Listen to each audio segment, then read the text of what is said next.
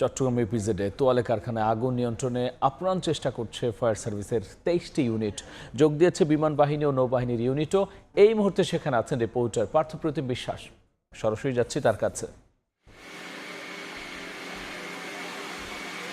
10 ঘন্টারও বেশি সময় ধরে যে আগুন জ্বলছে সেটি কিন্তু এখনো নিয়ন্ত্রণে আনা সম্ভব হয়নি। আমরা চট্টগ্রামের ইপিজেডের যে প্রতিষ্ঠানে ভয়াবহ অগ্নিকাণ্ডের ঘটনা ঘটেছে তার কথা বলছিলাম। সেক্ষেত্রে আপনারা দেখতে পাচ্ছেন আমাদের ক্যামেরায় পুরো ভবনটি কিন্তু এখন প্রায় আগুন দাউদান করে জ্বলছে এবং এই প্রতিষ্ঠানে যেসব প্রোডাক্ট ছিল বা যেসব জিনিসপত্র তার উৎপাদন করতো সব কিছু একেবারে পুড়ে গেছে, সেটি কিন্তু নির্দ্বিধায় বলা যায়। এবং এই প্রতিষ্ঠানের যেসব মেশিনারি ছিল বা অন্যান্য সামগ্রী ছিল সব পুড়ে কিন্তু একেবারেই ছাই হয়ে গেছে। তবে এই মুহূর্তে ফায়ার সার্ভিস যেটি চেষ্টা করছেন আসলে আগুন যাতে পার্শ্ববর্তী কোনো প্রতিষ্ঠানে ছড়িয়ে পড়তে না পারে সেই বিষয়টি মূলত ফায়ার সার্ভিস কিংবা বিমান বাহিনী কিংবা নৌবাহিনীর যারা অগ্নি নির্বাপক দলের সদস্যরা রয়েছে তারা সেই চেষ্টাটুকু করছেন। কিন্তু এখানে আসার পরে আমরা বিকেলে দুপুরে যখন আগুনের সূত্রপাত হয় খবর পেয়ে যখন আমরা আসি তখন আমরা দেখেছি উপরের দিকের 8 তলা কিংবা 7 তলা থেকে এই আগুনের সূত্রপাত হয়েছে এবং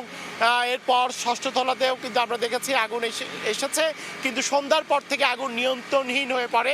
এরপর নিচের তলা থেকে শুরু করে পুরো ভবন জুড়ে আগুনের যে লেলিহান শিখা সেই লেলিহান শিখায় সব কিছু কিন্তু পুড়িয়ে একেবারেই কিন্তু ছারখার করে দেয়। এবং আমরা দেখেছি ফায়ার সার্ভিস থেকে শুরু করে নৌবাহিনী থেকে শুরু করে সবাই কিন্তু আপ্রাণ চেষ্টা করেছেন যাতে দ্রুত আগুন নিয়ন্ত্রণে আনা যায়। কিন্তু আগুন বিভিন্ন ধরনের রাসায়নিক দ্রব্য কিংবা দাহ্যপদার্থ থাকার কারণে আগুনের তীব্রতা ছিল কিন্তু অনেকটাই বেশি। সেক্ষেত্রে ফায়ার সার্ভিসের 23টি ইউনিট কিন্তু এই মুহূর্তে এখানে কাজ করছেন। তাদের সাথে নৌবাহিনী বিমান বাহিনী কাজ করেছেন। এছাড়া সেনাবাহিনীর সদস্যরা, বিজিপি, আনসার, পুলিশ সবাই মিলে কিন্তু আসলে সম্মিলিতভাবে আজকে আগুন নিয়ন্ত্রণের জন্য চেষ্টা করেছে। তবে এখানে কিভাবে আগুনের সূত্রপাত হয়েছে সেই বিষয়টি কিন্তু আমরা এখনো জানতে পারিনি। যখন পুরোপুরি আগুন নিয়ন্ত্রণে আনা সম্ভব হবে তখন হয়তো ফায়ার সার্ভিসের সাথে কথা বলে বিষয়টি জানা যাবে। যেহেতু এত বড় একটি আগুন লাগার ঘটনা ঘটেছে নিশ্চয়ই ফায়ার সার্ভিস কিংবা প্রশাসনের পক্ষ থেকে এখানে তদন্ত কমিটি গঠন করা হবে।